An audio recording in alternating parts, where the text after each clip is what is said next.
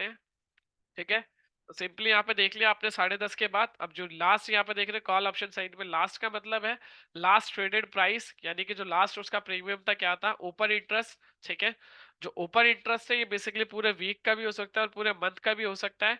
अब इसका एक्चुअल में अगर आप मतलब की बात करें तो क्या है ओपन इंटरेस्ट का मतलब, तो वो यहाँ से आप देख सकते हैं the total number of outstanding derivative contracts such as options और futures that have not been settled foreign assets.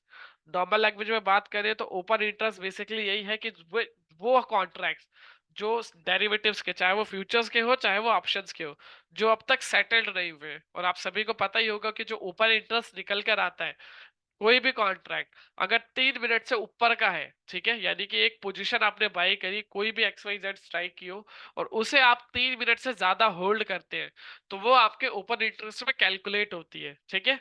तो वही सेम यहाँ पर भी कंसर्न है कि जो आउटस्टैंडिंग कॉन्ट्रैक्ट है, इट मीन लोगों ने बाय तो किया but end of the time sell नहीं किए, तो वो यहाँ पर आपको क्लियरली देखने को मिलता है।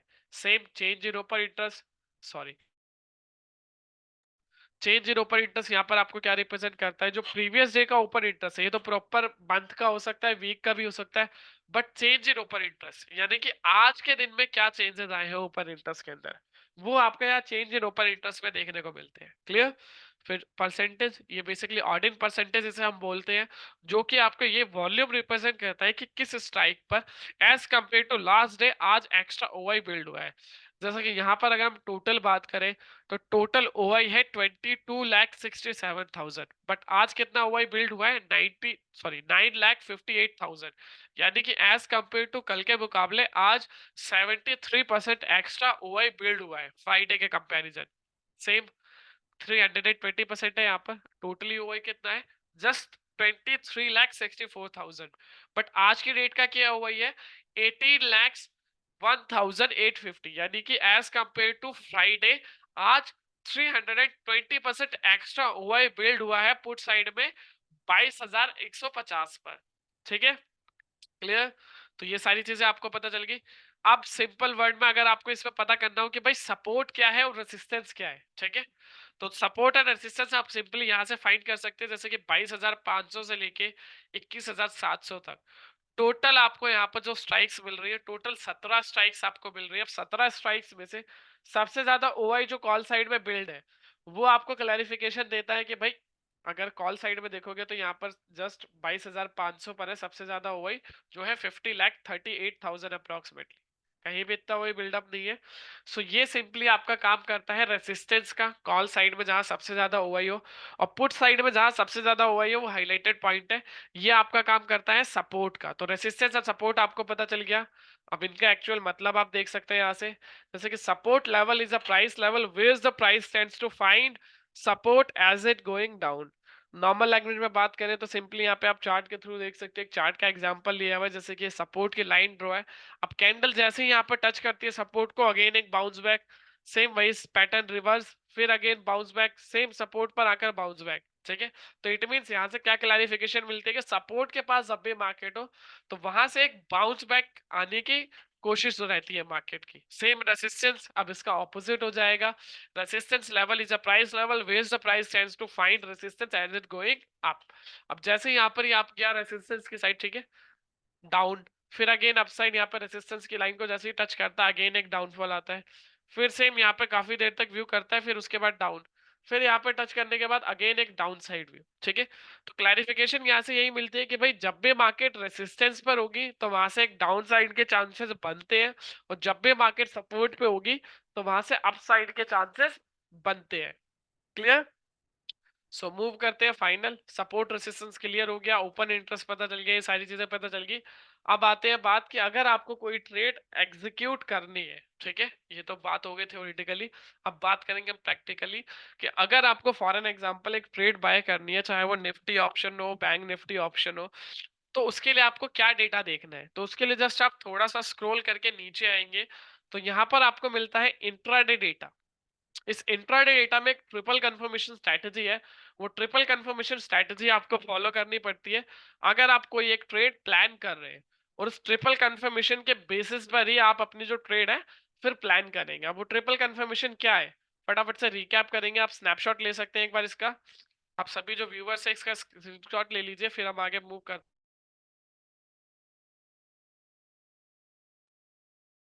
ठीक है, जैसे कि फर्स्ट कंफर्मेशन अगर आप देखेंगे तो फर्स्ट कंफर्मेशन है will move our straight buying option where change in open interest total is less. Normally अगर हम बात करें तो चेंज इन ओपन इंटरेस्ट का टोटल जिस भी तरफ कम रहेगा उस डायरेक्शन में मेरी पहली कंफर्मेशन रहेगी। Second confirmation PCR put call ratio, अगर पीसीआर 1.25 से अबव है तो मैं कॉल साइड जाऊंगा, अगर पीसीआर 0.80 से नीचे है तो मैं पुट साइड में जाऊंगा। एंड द लास्ट वन जो है थर्ड कंफर्मेशन, जैसे हम ट्रिपल कंफर्मेशन बोलते हैं, both signal are in same direction. अब सिग्नल कौन कौन से एग्जांपल में दिए गए हैं, ऑप्शन सिग्नल एंड वी वैप सिग्नल। अब इन दोनों सिग्नल का यूज क्या क्या है? सो बेसिकली जो ऑप्शन सिग्नल है वो हमें ऑप्शन की एक्टिविटी रिप्रेजेंट करता है कि ऑप्शन में भी बायर एक्टिव है या ऑप्शन में भी सेलर एक्टिव है। सेम एज वी वैप सिग्नल जो है मुझे वो फ्यूचर्स की एक्टिविटी रिप्रेजेंट करता है कि फ्यूचर्स में भी बायर एक्टिव है या फ्यूचर्स में भी सेलर एक्टिव है। ठीक है, तो आई थिंक आप सभी ने स्नैपशॉट ले लिया होगा। अब इसको अब यहाँ पर लाइवली देखते हैं डेटा के अकॉर्डिंग। जैसे कि अभी मेरे पास जो डेटा आ रहा है, ठीक है, दो टाइम फ्रेम है 5 और 15। मैंने 15 मिनट पर क्लिक करूंगा तो मेरे पास 15 मिनट के अकॉर्डिंग डेटा फ्लैश होगा। इसको मैं अगर 5 मिनट पर क्लिक करूंगा तो मेरे पास हर 5 मिनट का डेटा यहाँ पे फ्लैश होगा। ठीक है, तो फॉर एन एग्जाम्पल जैसे अभी 1:23 हो रहे हैं तो लास्ट डेटा मेरे पास 1:20 का है। अब इस डेटा के अकॉर्डिंगली मुझे क्या करना चाहिए? सबसे पहले चीज टाइम देख लिया मैंने। अब ये जो चेंज इन ओपन इंटरेस्ट मैंने बात करी थी, पहली conformation change in open interest का टोटल लिखूंगा। तो ये टोटल आप यहाँ पे देख रहे हैं चेंज इन ओपन इंटरेस्ट का टोटल, वही टोटल यहाँ पर मेंशन होता है। ये जो कॉल इनपुट देख रहे हैं, ठीक है, ये चेंज इन ओपन इंटरेस्ट का टोटल ही है। तो कॉल साइड में चेंज इन ओपन इंटरेस्ट का टोटल जो है वो है 68,98,050। वहीं अगर मैं पुट साइड की बात करूं तो यहाँ पर वो डेटा है 2,05,06,800। So as per the first confirmation, हमारी फर्स्ट कंफर्मेशन क्या होनी चाहिए? जिस भी तरफ डेटा कम है उस तरफ क्यों जाना है? क्योंकि मुझे क्राउड के अगेंस्ट काम करना है, ना कि क्राउड के फ्लो में, क्योंकि क्राउड मार्केट में लॉस करता है। अगर आप एनएससी का रिस्क क्लोजर देखेंगे, आप जब अपनी ट्रेडिंग एप्लीकेशन ओपन करते होंगे तो आपके पास एक रिस्क क्लोजर आता है एनएससी का कि भाई मार्केट में 10 में से 9 लोग लॉस कर रहे हैं डेरिवेटिव्स में। और जो लॉस का क्राइटेरिया भी है, वो क्राइटेरिया भी यही है कि भाई 50,000 से नीचे की कैपिटल ही नहीं है किसी की। तो वो आप उस तरीके से अंदाजा लगा सकते हो। तो इसलिए हमें क्राउड को नहीं, क्राउड के अगेंस्ट काम करना है। ठीक है, तो फर्स्ट कंफर्मेशन मेरी होगी कि चेंज इन ऑपरेटर्स का टोटल कम है कॉल साइड, तो मैं कॉल साइड जाऊंगा। Second confirmation PCR. पीसीआर क्या कह रहा है भाई? मैंने बताया तो 1.25 से above, then buy call option 0.80 से नीचे, देन बाय पुट ऑप्शन। तो अभी जो पीसीआर है वो है 2.97। तो एज पर द कंफर्मेशन मेरी सेकंड कंफर्मेशन भी मैट होती है। एंड द लास्ट वन जो मेरी थर्ड कंफर्मेशन है, जो मेरे दोनों सिग्नल्स है, ऑप्शन सिग्नल एंड वी वैप सिग्नल, दोनों सिग्नल सेम डायरेक्शन में होने चाहिए। सेम एज जैसे कि ऑप्शन सिग्नल भी बाय है, सेम ऐसे ही वी वैप सिग्नल भी बाय है। तो अब यहाँ पे मैं एक श्योर हो गया कि अब मुझे तीनों कंफर्मेशन मेरी बाय बोल रही है। अब ये तो मुझे पता चल गया कि अब मुझे बाय करना है। ठीक है, अब इसमें एक ट्विस्ट है। एक अच्छा आपको इस सॉफ्टवेयर के अंदर की पॉइंट ये मिल जाता है कि आप ट्रेड लेने से पहले ही आप अवेयर हो जाते हो कि आपकी ट्रेड जो आप बना लेने जा रहे हो वो रिस्की तो नहीं है। उसके लिए क्या है? उसके लिए यहाँ पर हमने एक फोर्थ कंफर्मेशन स्ट्रेटेजी दी हुई है। ठीक है, यहाँ पर हम तीन कंफर्मेशन मैट हो गई है, इट मींस मुझे कॉल ऑप्शन बाय करना था। अब ये फोर्थ कंफर्मेशन देख लेते हैं, जिसका स्नैपशॉट जरूर ले लीजिएगा अगर आप मिस कर रहे हो, क्योंकि ये बहुत इंपॉर्टेंट है। ये प्राइस और वी वैप के जो गैप है उसको डिफाइन करता है, क्योंकि प्राइस और वी वैप के गैप से ही मुझे वॉलेटिलिटी का पता चलता है। तो वहां से मैं पहले ही अवेयर हो जाता हूँ कि मेरी ट्रेड कैसी है। जैसे निफ्टी में बात करूँ तो 0 से 20 यानी कि फ्रेश एंट्री, जहां पर रिस्क बहुत ज्यादा मिनिमाइज यानी है ही नहीं एक तरीके से। 20 से 40 लो रिस्क, 50 से 70 मीडियम रिस्क, हाईली रिस्क होगा अबव 80, यानी कि जो प्राइस है और वी वैप है, अगर 80 पॉइंट से ज्यादा का गैप है तो वो काफी ज्यादा रिस्की एंट्री होगी। ठीक है, अब मूव करते हैं, देखते हैं यहाँ पर। जैसे कि यहाँ पर अभी तीनों कंफर्मेशन मैट, अब तो 3 बजे का डेटा आ गया। ठीक है, हमने लेकिन इस डेटा को देखा था। तो यहाँ पर जैसे कि तीनों कंफर्मेशन मेरी मैट है, अब मुझे क्या करना है? प्राइस और वी वैप का गैप देखना है। अब अगर मैं गैप देखूं तो गैप कितना है यहाँ पर? ऑलमोस्ट यहाँ पर अभी जो गैप है 72 पॉइंट का गैप है। तो मैं जो अभी किस कैटेगरी में आता हूँ? मैं आता हूँ इस लास्ट वाली कैटेगरी में। ठीक है, अगर आप देखेंगे तो ये जो लास्ट वाली कैटेगरी है हाईली रिस्क, ये तो अबव 80 से लेकिन इससे मीडियम से ऊपर है। ठीक है, तो यहाँ पर क्लियर, तो मुझे रिस्क पहले ही पता चल गया ट्रेड लेने से पहले।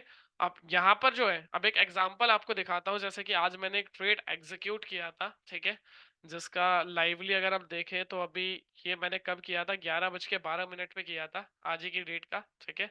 अब इसको एक बार रिफ्रेश कर लेते हैं, ठीक है। ये अभी as of now just 2 lot लिए थे मैंने, 22,150 के, ठीक है। ये अभी लाइव आपके सामने प्रॉफिट दिख रहा है, ठीक है। अब ये मैंने क्या देख के लिया था, ये भी आपको क्लियर कर देता हूँ यहाँ पर। उसके लिए डेटा हम देखेंगे किसका, 11:10 का, क्योंकि मेरी जो ट्रेड एग्जीक्यूशन थी, मेरी ट्रेड एग्जीक्यूशन टाइम है 11:12। तो सिंपली सी बात है, मैंने 11:10 का डेटा देखा होगा, ठीक है। 10:30 बजे मैंने ट्रेड क्यों नहीं ली, क्योंकि एक तरफ सिग्नल बाय और सेल, और ये भी एक उसमें नहीं था। फिर उसके बाद पीसीआर जो एक्चुअल निकल कर आया यहाँ पर आया, तो उसके ऊपर जब मुझे लगा कि अब और ऊपर गया पीसीआर, तब मैंने मेरी ट्रेड एग्जीक्यूट करी, जिसमें फर्स्ट कंफर्मेशन कॉल साइड में ही डेटा कम है अगर आप देखेंगे, सेकंड कंफर्मेशन 1.25 के above, and the last confirmation both signal are in same direction, यानी कि मेरे तीनों सिग्नल्स बाय हैं, कंफर्मेशन बाय है। अब मैंने क्या किया, जो प्राइस है 22,160, तो इसके सबसे नियर बाय जो स्ट्राइक था वो 22,150 का ही स्ट्राइक था, ठीक है, जो मैंने यहाँ पर बाय किया 22,150 का। अब उसके बाद क्या किया मैंने, अब आ जाते हैं बात, अब मुझे रिस्क का पता कैसे करना है। मैंने रिस्क देखा यहाँ पर कितना गैप है, जो इसके अंदर गैप था 43 पॉइंट्स का, तो यही मैंने इस गैप को ही अपना स्टॉप लॉस ले लिया। क्यों, क्योंकि मैं मीडियम कैटेगरी में आ गया, ठीक है। गैप आप यहाँ से देख सकते हो, जैसे कि जो गैप अभी हमने डिस्कस किया था 0 से 20, 20 से 40, 40 से 70, ठीक है, उसके अकॉर्डिंग आप अपना रिस्क ले सकते हैं। जैसे कि अगर आप रिस्क कम लेना चाहते हैं तो आप 20 पॉइंट का ले सकते हो, अगर आप थोड़ा सा रिस्क ज्यादा लेना चाहते हो तो 40 पॉइंट का ले सकते हो।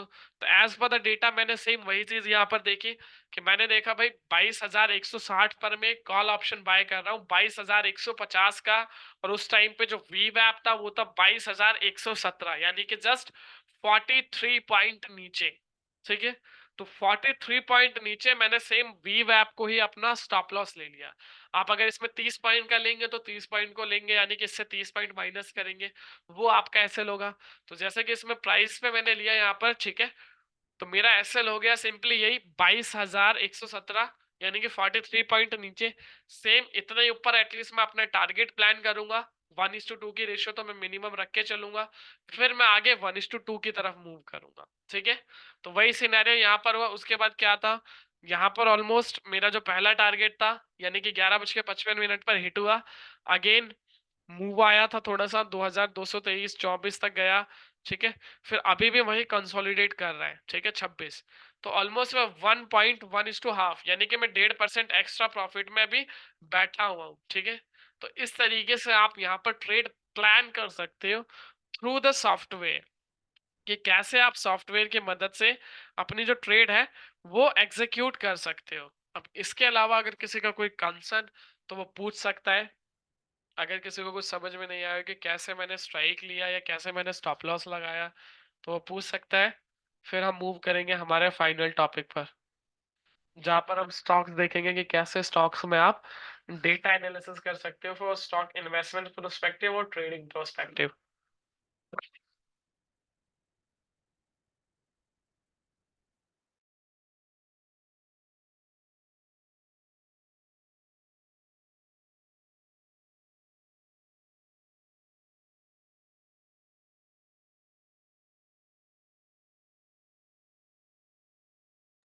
हनुमान जी क्या रिपीट करना है, एक बार बोलेंगे आप?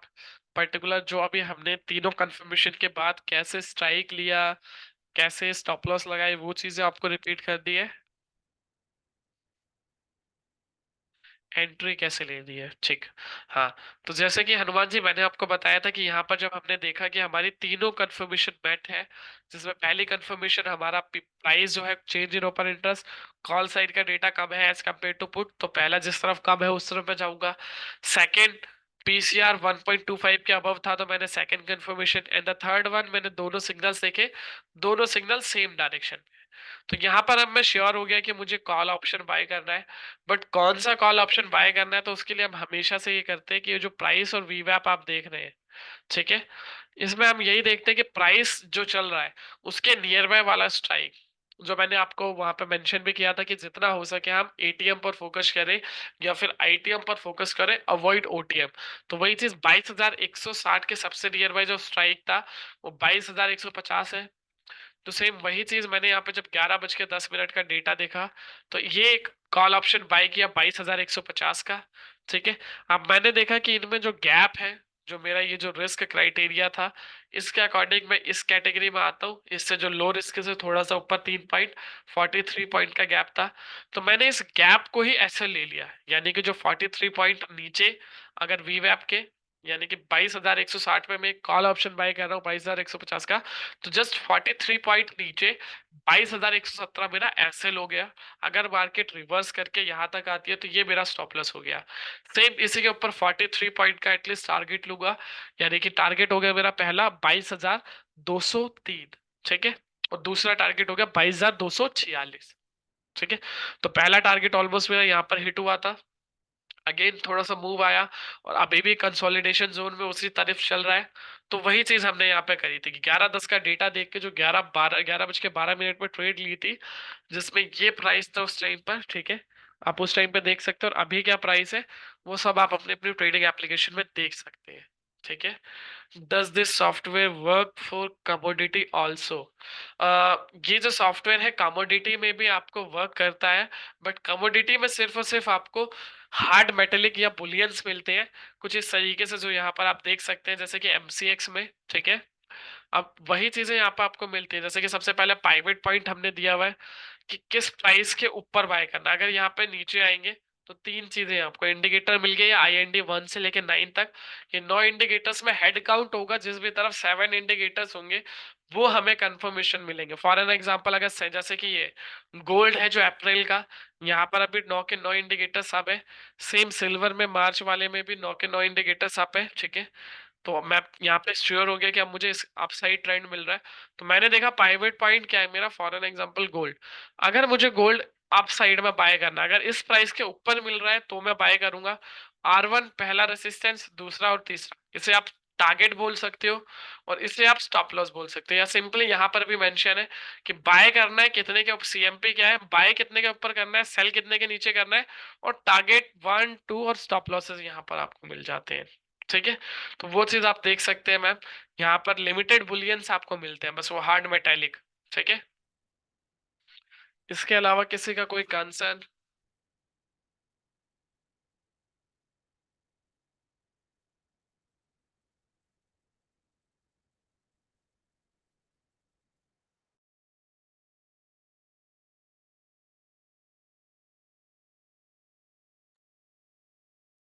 ठीक है। सो अब हम मूव करते हैं हमारे फाइनल टॉपिक पर, जो आज का हमारा फाइनल टॉपिक था, जिसमें मैंने आपको बताया था कि कैसे आप through the software stock analysis करेंगे, या कैसे आप स्टॉक में इन्वेस्टमेंट या स्टॉक में आप ट्रेडिंग कर सकते हैं इंट्राडे के अंदर। ठीक है। तो सिंपली उसके लिए मेरे पास यहाँ पर, जस्ट एक मिनट, यू से इन द इनिशियल ट्रेड तो 10:30 बाय, मैम आफ्टर 10:30 ट्रेड के लिए हम इसलिए बोलते हैं क्योंकि क्या होता है मॉर्निंग में जब मार्केट ओपन होती है 9:15 पर, तो उस टाइम पे पहली चीज तो सबसे ज्यादा वॉलिटिलिटी रहती है। और उस टाइम पे क्या होता है कि बीइंग ऑप्शन बायर, क्योंकि सबसे पहले मार्केट ओपन हुई तो जो BTC ट्रेडर होते हैं वो अपनी ट्रेड क्लोज करते हैं। ठीक है। उसके बाद क्या होता है और नई ट्रेड्स बनती है, जो कि काफी सारे टेलीग्राम ग्रुप्स है जहाँ से बहुत सारे लोग बिगिनर और बहुत सारे एक्सपीरियंस भी लोग बाय करते हैं। तो इसलिए उस टाइम पे जो मार्केट की वॉलेटिलिटी रहती है वो बहुत ज्यादा पीक पर रहती है। और जो सॉफ्टवेयर में हमने यहाँ पे डेटा दिया हुआ है, अगर आप इस डेटा को देखेंगे तो इस डेटा का मतलब ही यही है, ये जो इंट्राडे डेटा, यानी कि सेम डे के डेटा के अकॉर्डिंग हमें ट्रेड प्लान करनी होती है। तो एटलीस्ट जो डेटा हमारे पास है, एक सफिशियंट डेटा जब हमारे पास यहाँ तक हो जाता है, ऑलमोस्ट 1 घंटे 15 मिनट का डेटा होता है हमारे पास, उसके बाद हम हमारी जो ट्रेड है, ठीक है, वो ज्यादा अच्छे से कर पाते हैं। मैम इंट्राडे स्टॉक्स में जो, सॉरी, इंडेक्स में इंट्राडे के लिए सॉफ्टवेयर है, स्टॉक में आप पोजिशनल कर सकते हैं, जिसके लिए यहाँ पर हमने ऑप्शंस भी दिए हुए हैं। ये सेक्टर्स में, सॉरी, मस्ट वॉच पे क्लिक करेंगे। स्टॉक में आप पोजिशनल व्यू और मंथली या फिर जो क्वार्टरली, जैसे भी आप कंफर्टेबल हो स्टॉक्स में, वो कर सकते हैं। बट इंडेक्स में हमेशा अगर आप कोई भी ट्रेड कर रहे हैं, तो इंडेक्स में ट्रेड अगर आप इंट्राडे करेंगे तो ज्यादा यूज टू रहेगा, क्योंकि ड्यूरिंग द वॉलेटिलिटी, मार्केट की वॉलेटिलिटी आपको पता ही है, अगर मार्केट आपके फेवर में ओपन होती है नेक्स्ट डे, जो भी आपने पर्टिकुलर स्ट्राइक ले रखा है, तो वहां पर आपको बेनिफिट मिलता है डेल्टा का। बट अगर मार्केट आपके फेवर से अपोजिट चली जाती है, तो वहां पर आपका थीटा डिके हो जाता है, क्योंकि अब हर दिन एक्सपायरी है, तो प्रीमियम बहुत तेजी से कम होता है। तो इसलिए अवॉइड करें। अगर आप इंडेक्स में इंट्राडे कर रहे हो तो इंट्राडे सफिशिएंट है, सेम डे बाय करें, सेम डे अपनी ट्रेड कैंसिल करें, ठीक है। नेक्स्ट डे तक उसको कैरी ना करें, क्योंकि अगर आप नेक्स्ट डे कैरी के लिए ले जाएंगे तो वहां पे वो रिस्की हो जाता है मैम। इसके अलावा किसी का और कोई concern?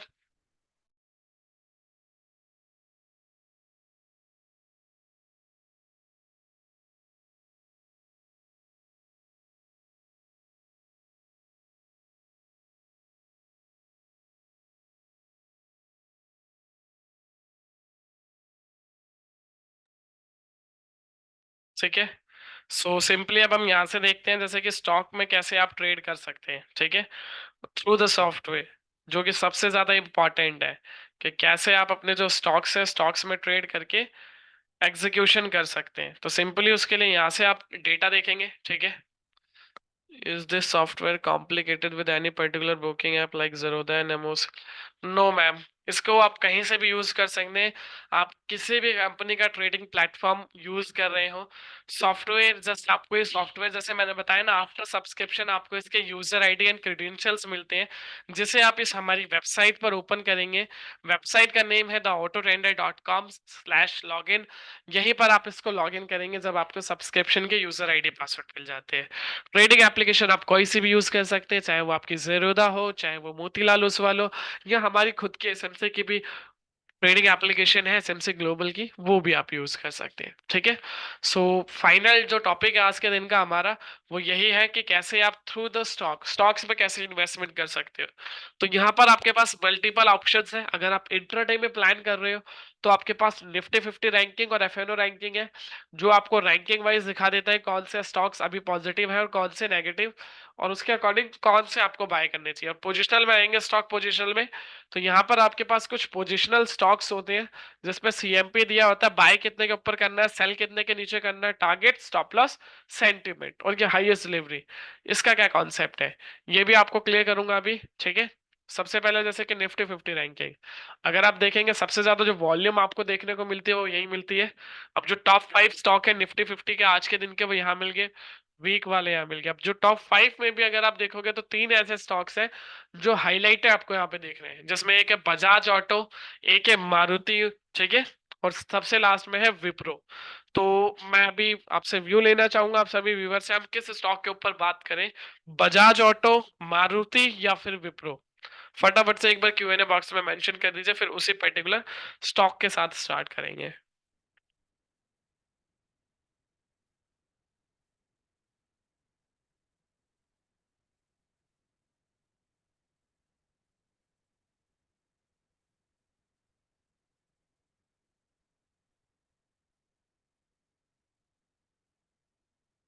What is the accuracy performance by software? Ma'am, जो इसकी एक्यूरेसी है मोर देन 70, अभी जो हमारे पास परफॉर्मेंस निकल कर आई है, तो 65 से अबव है और 75 के बिलो है। मतलब वो एवरेज जो है 70 के एवरेज आती है इसकी, कि अगर आप 10 ट्रेड करते हैं तो 10 में से 7 ट्रेड आपकी जो प्रॉफिटेबिलिटी की क्राइटेरिया है, उस पे हम डिस्कस करते हैं। जो हमारी अभी पास परफॉर्मेंस, विप्रो, ठीक है। सो विप्रो पे सिंपली यहाँ से आप क्लिक करेंगे। जैसे ही आप यहाँ से विप्रो पे क्लिक करेंगे, आपके पास डिटेल्ड में प्रॉपर ओपन होकर आ जाएगा विप्रो, जो उसका प्राइस है 539। टेक्निकल इंडिकेटर्स क्या कह रहे हैं, जैसे कि मैंने स्टार्टिंग में सेशंस के बात करी थी कि सॉफ्टवेयर में टोटल 9 इंडिकेटर्स है।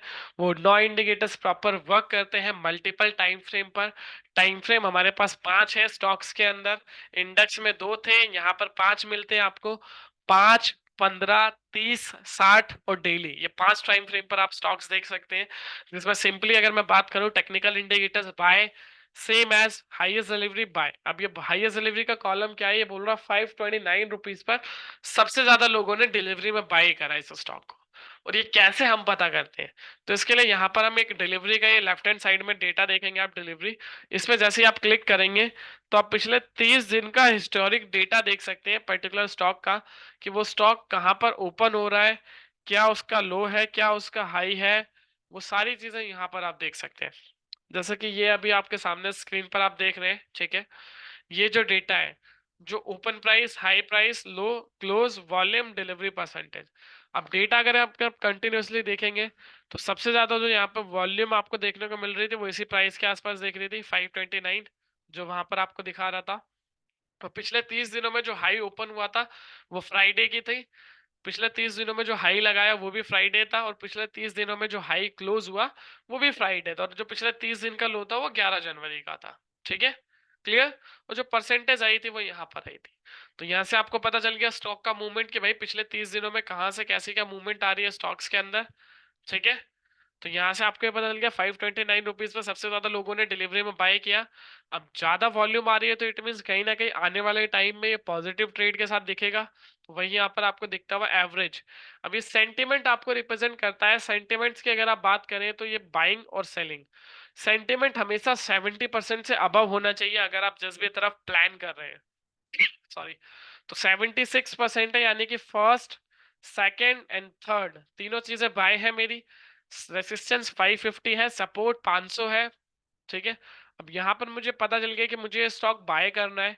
हाँ, मैंने आपको बताया था कि आप जो इंडेक्स है, इंडेक्स में 10:30 के बाद ट्रेड करेंगे, बट स्टॉक्स में आप 9:15 के बाद ट्रेड कर सकते हैं। जो स्टॉक ऑप्शन है उसमें आप 10 बजे के बाद कर सकते हैं, क्योंकि 10 बजे यहाँ पर आपके पास डेटा आएगा। बट अगर आप नॉर्मली स्टॉक्स में इंट्राडे करते हैं तो वो आप 9:15 के बाद कर सकते हैं, क्योंकि यहाँ पर आपको 9 इंडिकेटर्स जो है ये टाइमली वहां पर वर्क करते हुए दिखते हैं आपको मल्टीपल टाइम फ्रेम पे। तो वो आपको क्लैरिफिकेशन देते रहते हैं, और हिस्टोरिकल डेटा यहाँ से, हिस्ट्री से हम उठा लेते हैं, तो उससे हमें एक आइडिया हो जाता है। अब ये तो पता चल गया कि बाय करना है, अब किस प्राइस पे करना है। तो उसके लिए यहाँ पर हमने एक पीपी दिया हुआ है, जिसे हम पाइवेट पॉइंट बोलते हैं। अब ये पाइवेट पॉइंट हमें रिप्रेजेंट करता है कि भाई अगर ये तीनों चीजें बाय है तो मैं इस प्राइस के ऊपर बाय करूंगा। ठीक है, क्लियर। अगर जैसा कि सेल है तो मैं इस प्राइस के नीचे आने के बाद सेल करूंगा। तो पहला मेरा ये था क्राइटेरिया कि मुझे इसके ऊपर बाय करना है। अभी 539 है, अगर आप आज के दिन में विप्रो की हिस्ट्री देखेंगे, पर ओपन कर लेते हैं।